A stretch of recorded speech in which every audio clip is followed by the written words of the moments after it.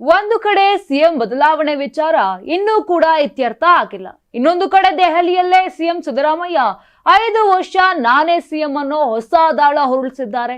ಈ ಎರಡು ಘಟನೆಯ ಬಳಿಕ ಸಿಎಂ ಸಿದ್ದರಾಮಯ್ಯ ಮತ್ತೆ ಶಕ್ತಿ ಪ್ರದರ್ಶನಕ್ಕೆ ಮುಂದಾಗಿದ್ದಾರೆ. ಅದು ಕೂಡ ಅವರ ತವರು ಜಿಲ್ಲೆ ಮೈಸೂರಿನಲ್ಲೇ. ಜುಲೈ 19ರಂದು ಮೈಸೂರಿನ ಮಹಾರಾಜ ಕಾಲೇಜು ಮೈದಾನದಲ್ಲಿ ಸಾಧನಾ ಸಮಾವೇಶ ಕಾರ್ಯಕ್ರಮ ಆಯೋಜನೆ ಮಾಡಲಾಗಿದೆ. ಹೀಗಾಗಿ ಪ್ರತಿ ಕ್ಷೇತ್ರದಿಂದ 6ರಿಂದ 8,000 ಜನರನ್ನ ಕರೆತರುವಂತೆ ಶಾಸಕರಿಗೆ ಸಿದ್ದು ಅವರು ಟಾಸ್ಕ್ ಕೊಟ್ಟಿದ್ದಾರೆ. ಒಂದು ಬಸ್ಗೆ 6ರಿಂದ 8,000 ದುಡ್ಡು ಕೊಡ್ತೀವಿ, ಜನ ಬರ್ಬೇಕಷ್ಟೇ ಅಂತ ಈಗಾಗಲೇ ಮೈಸೂರು ಸಮಾವೇಶ ಪೂರ್ವಭಾವಿ ಸಭೆಯಲ್ಲಿ ಕಾಂಗ್ರೆಸ್ ನಾಯಕರು ಬಹಿರಂಗವಾಗಿ ಈ ಮಾತನ್ನ ಹೇಳಿದ್ರು. ಇದೀಗ ಮೈಸೂರು ಚಾಮರಾಜನಗರ ಜಿಲ್ಲೆಯ ಶಾಸಕರ ಜೊತೆ ಒಂದು ಸುತ್ತಿನ ಸಭೆಯನ್ನ ನಡೆಸಿ ಸಮಾವೇಶಕ್ಕೆ ಹೆಚ್ಚಿನ ಜನರನ್ನ ಕರೆತರಲು ಒಂದು ರೀತಿಯಾಗಿ ಪ್ಲಾನ್ ಅನ್ನ ಹಾಕಿದ್ದಾರೆ. 1 ಲಕ್ಷಕ್ಕೂ ಹೆಚ್ಚು ಜನರನ್ನ ಸೇರಿಸಿ ಶಕ್ತಿ ಪ್ರದರ್ಶನಕ್ಕೆ ಸಿದ್ಧತೆ ಕೂಡ ಮಾಡಿಕೊಳ್ಳಲಾಗ್ತಿದೆ. ಇನ್ನು ಸಿಎಂ ಟಾಸ್ಕ್ ಕೊಟ್ಟ ಬೆನ್ನಲ್ಲೇ ಕೈ ಶಾಸಕರು ಪೂರ್ವಭಾವಿ ಸಭೆಯನ್ನ ಮಾಡ್ತಾ ಇದ್ದಾರೆ. ಜನರನ್ನ ಕರೆತರಲು ಪ್ರತಿ ಕ್ಷೇತ್ರಕ್ಕೆ ಅಗತ್ಯಕ್ಕೆ ತಕ್ಕಂತೆ ಬಸ್ ಪೂರೈಕೆ, ನಗರ ಕ್ಷೇತ್ರಗಳಿಗೆ ಬಸ್ ಬದಲು ಮಿನಿ ಬಸ್ ಆಗಿರ್ಬೋದು ಅಥವಾ ಕ್ಯಾಂಟರ್ ವ್ಯವಸ್ಥೆಯನ್ನ ಕೂಡ ಮಾಡ್ಕೊಳ್ತಾ ಇದ್ದಾರೆ. ಇನ್ನು ಸಮಾವೇಶ ಯಶಸ್ವಿಗೊಳಿಸುವ ನಿಟ್ಟಿನಲ್ಲಿ ಕೆಲಸ ಮಾಡಲು ಸೂಚನೆ ಕೂಡ ಕೊಡಲಾಗಿದೆ.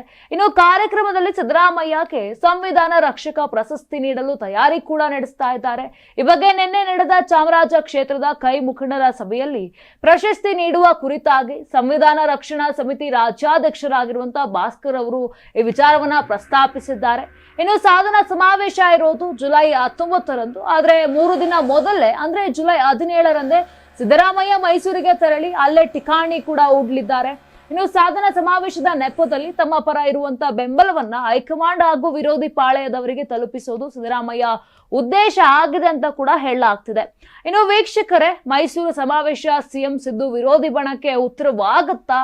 ಕಮೆಂಟ್ ಮಾಡಿ ತಿಳಿಸಿ.